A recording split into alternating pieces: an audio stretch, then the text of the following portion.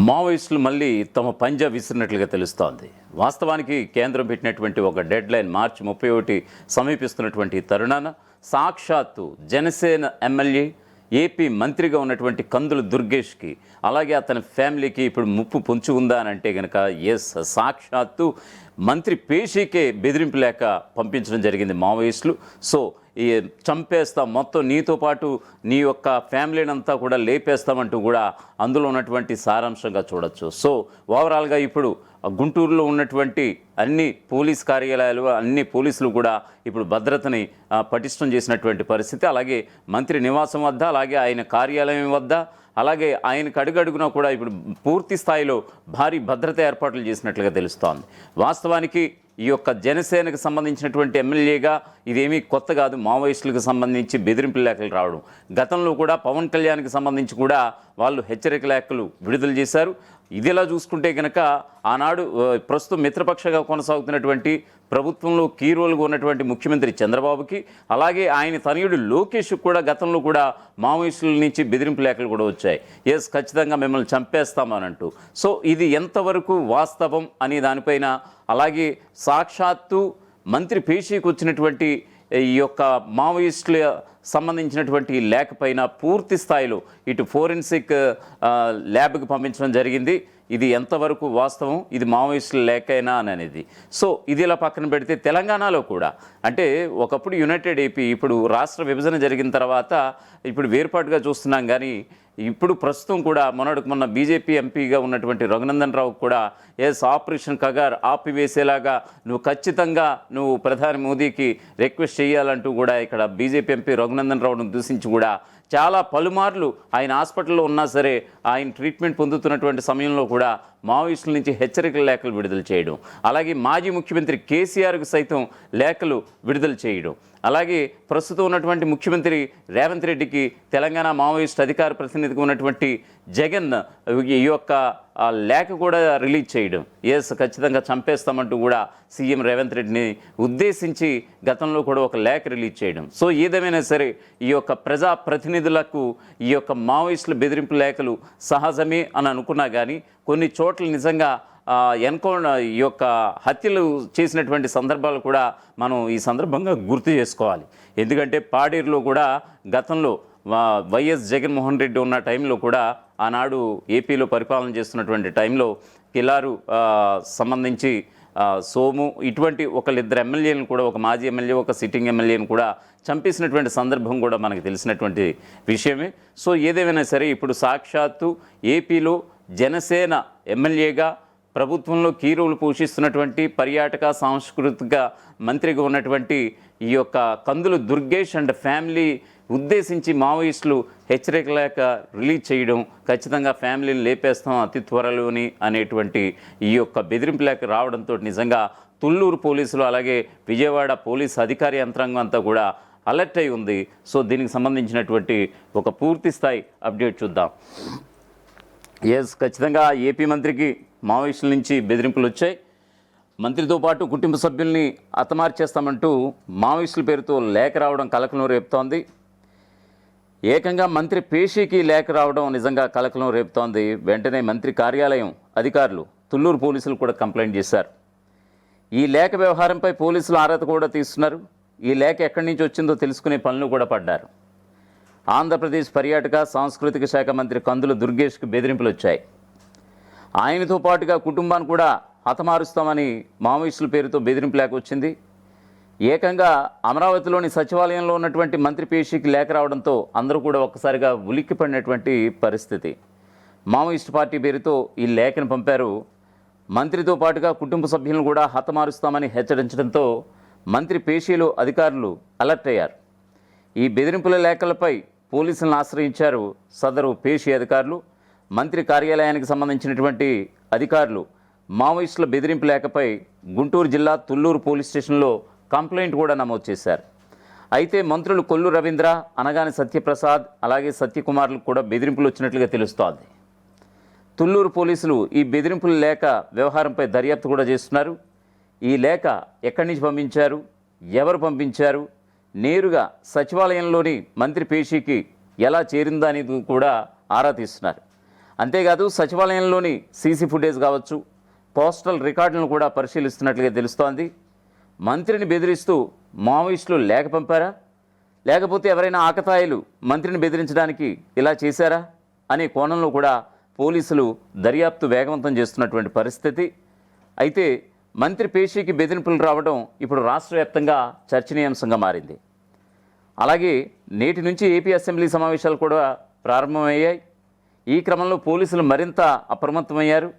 మొత్తానికి మావోయిస్టుల పేరుతో మంత్రికి బెదిరింపు లేఖ రావడం నిజంగా చర్చనీయాంశంగా మారిపోయింది. అంతేకాదు మంత్రి దుర్గేష్ అసెంబ్లీ సమావేశాలకి హాజరయ్యారు.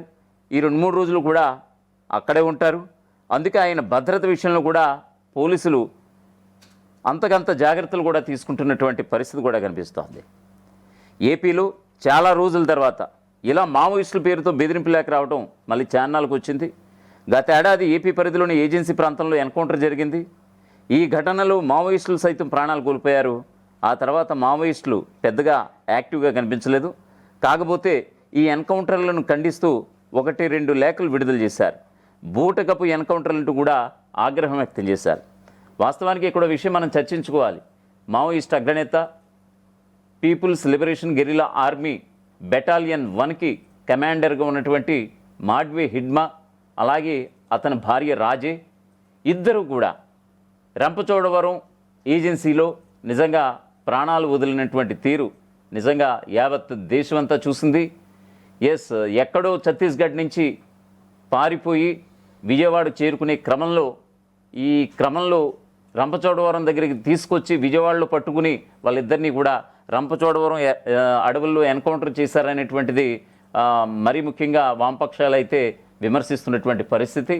సో అటువంటి ముఖ్య నేత నిజంగా ఏపీ సరిహద్దుల్లో ఇలా కావడం ఖచ్చితంగా ఏపీ ప్రభుత్వం ఇచ్చినటువంటి చొరవ కారణంగానే ఈ ఛత్తీస్గఢ్ ప్రభుత్వం ఈ ఏరువేత కార్యక్రమం, అలాగే కేంద్రంలో ఉన్నటువంటి బీజేపీ ప్రభుత్వం కూడా ఏరువేత కార్యక్రమం చేపట్టింది అనేటువంటిది మావోయిస్టుల్లో ఆ మరి కాస్త పగ రగిల్చినట్లుగా తెలుస్తోంది.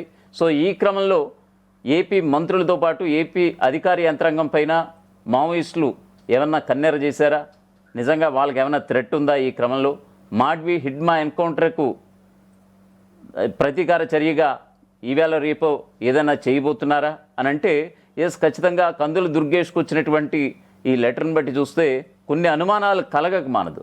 సో వాస్తవానికి కందుల దుర్గేష్కేనా ఈ లెటర్ వచ్చింది, ఇంకా మిగతా వాళ్ళకి ఇంకెవరికి అంతకుముందు ఇప్పుడు రాలేదని అంటే వచ్చాయి. దానికి కూడా వివరించే ప్రయత్నం చేస్తాను. తెలంగాణలో విషయం చూసుకుంటే ఇటీవల కాలంలో ప్రజాప్రతినిధులు, రాజకీయ నాయకులకు మావోయిస్టుల నుంచి ఎదురైనటువంటి కొన్ని ప్రధాన బెదిరింపులు, అలాగే హెచ్చరిక వివరాలు కూడా మీకు వివరించే ప్రయత్నం చేస్తాను. ముఖ్యమంత్రి రేవంత్ రెడ్డికి హెచ్చరిక రిలీజ్ చేశారు మొన్న మధ్య. లగచర్ల ఘటన మనకందరికీ తెలిసినటువంటి విషయమే. లగచర్ల ఘటన, అలాగే హైడ్రా నిర్ణయాలను వ్యతిరేకిస్తూ మావోయిస్ట్ పార్టీ అధికార ప్రతినిధి జగన్ పేరుతో 2024 నవంబర్లో ముఖ్యమంత్రిని చంపేస్తామంటూ కూడా హెచ్చరిక లేఖ విడుదలైంది. మరొక వైపు భద్రాద్రి కొత్తగూడెం జిల్లాలో జరిగినటువంటి ఎన్కౌంటర్, అలాగే అనంతరం ఖమ్మం జిల్లాకు చెందినటువంటి మంత్రులు పొంగులేటి శ్రీనివాసరెడ్డి, తుమ్మల నాగేశ్వరరావు, అలాగే డిప్యూటీ సీఎం మల్లు భట్టి విక్రమార్కులకు మావోయిస్టుల నుంచి ముప్పు ఉండొచ్చినటువంటి ఇంటెలిజెన్స్ విభాగం హెచ్చరికలతో రాష్ట్ర ప్రభుత్వం కూడా వారందరికీ కూడా సదరు మంత్రులకి, డిప్యూటీ సీఎం భట్టి విక్రమార్కకి భద్రతను మరింత పెంచారు. ఇక ఎమ్మెల్యే అనిరుద్ధ్ రెడ్డికి కూడా లేఖ రాశారు. జడ్చర్ల ఎమ్మెల్యే అనిరుద్ధ్ రెడ్డికి కూడా గతంలో కూడా లేఖ రాశారు. ఎన్నికల హామీలను నెరవేర్చలేదు, భూ కబ్జాలపై చర్యలు తీసుకోవడం లేదంటూ కూడా ఆయన తీరుని ఎంటగడుతూ ఆయన ఇంటి గోడకి నిజంగా ఒక లేఖ నటించి ఒక హెచ్చరిక లేఖ రిలీజ్ చేయడం అనేది కూడా అప్పట్లో కూడా పెద్ద సంచలనమైంది. ఇక ఎమ్మెల్యే దుర్గం చిన్నయ్యపై కూడా ఫైర్ అయ్యారు. బెల్లంపల్లి ఎమ్మెల్యే దుర్గం చిన్నయ్య మహిళలను వేధిస్తున్నారని ఆరోపిస్తూ ప్రధానంగా ఆయనకు ప్రజాకోర్టులో శిక్ష తప్పదంటూ కూడా 2023 ఏప్రిల్లో మావోయిస్టు అనుబంధ విభాగం సీకాసా హెచ్చరిక జారీ చేసింది. ఇక కేసీఆర్కి వ్యతిరేకంగా కూడా గతంలో కూడా లేఖ రాశారు. గతంలో నేరేళ్ల ఘటనపై స్పందిస్తూ ప్రజల అభిష్టానానికి వ్యతిరేకంగా పాలించేటువంటి ప్రభుత్వాలకు పట్టే గతే పడుతుందని మావోయిస్ట్ నేత జగన్ పేరుతో అప్పటి ముఖ్యమంత్రి కేసీఆర్కు లేఖ సైతం రిలీజ్ చేశారు.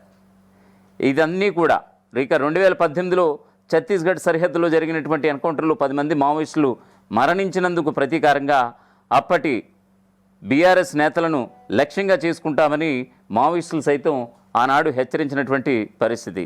ఇటీవల కాలంలో చూసుకుంటే మావోయిస్టుల కార్యకలాపాలు తగ్గుముఖం పట్టాయని, ప్రస్తుతం తెలంగాణకు చెందినటువంటి కేవలం 17 మంది మాత్రమే అజ్ఞాతంలో ఉన్నారని, ఈ మధ్యనే నిజంగా ఆపరేషన్ కగార్ నేపథ్యంలో చాలామంది లొంగుబాటుకు గురైనటువంటి సందర్భాన చాలామంది తెలంగాణ డీజీపీ ఈ యొక్క ఎదుట చాలామంది మావోయిస్టులు లొంగిపోయినటువంటి సందర్భంలో తెలంగాణకు సంబంధించి మావోయిస్టులు ఎంతమంది ఉన్నారు అనేటువంటి ఒక స్టాటిస్టిక్స్, ఒక గణాంకాలు అయితే వెల్లడించారు తెలంగాణ డీజీపీ.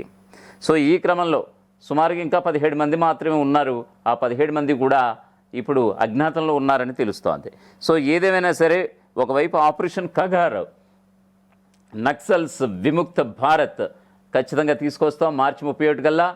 సో ఈ క్రమంలో మేము మా పని మేము చేసుకుపోతాం, లొంగిపోతే కనుక ఖచ్చితంగా వాళ్ళకి ప్రభుత్వం అన్ని విధాలా ఆదుకుంటుందనేటువంటి ఒక ప్రధానమైనటువంటి హామీతో ఇటు కేంద్రం కూడా ఇచ్చినటువంటి నేపథ్యంలో చాలామంది నంబాల కేశవరావు మరణాంతరం, మాడ్వి హిడ్మా మరణాంతరం చాలామంది లొంగుబాటుకు గురైపోయారు.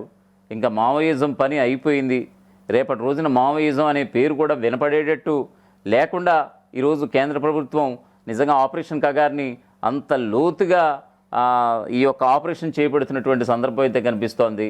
సో ఈ క్రమంలోనే కొంతమంది మావోయిస్టులు ప్రతీకార చర్యలకు పాల్పడుతున్నారు అనేటువంటి ఒక హెచ్చరికలు కూడా ఇంటెలిజెన్స్ ప్రభుత్వాలకైతే వెల్లడించింది. సో ఈ క్రమంలో ఇప్పుడు సాక్షాత్తు ఏపీ మంత్రి కందుల దుర్గేష్కి ఇచ్చినటువంటి ఒక బెదిరింపు లేక నిజంగా ఇప్పుడు తీవ్రంగా చర్చనీయాంశంగా మారింది.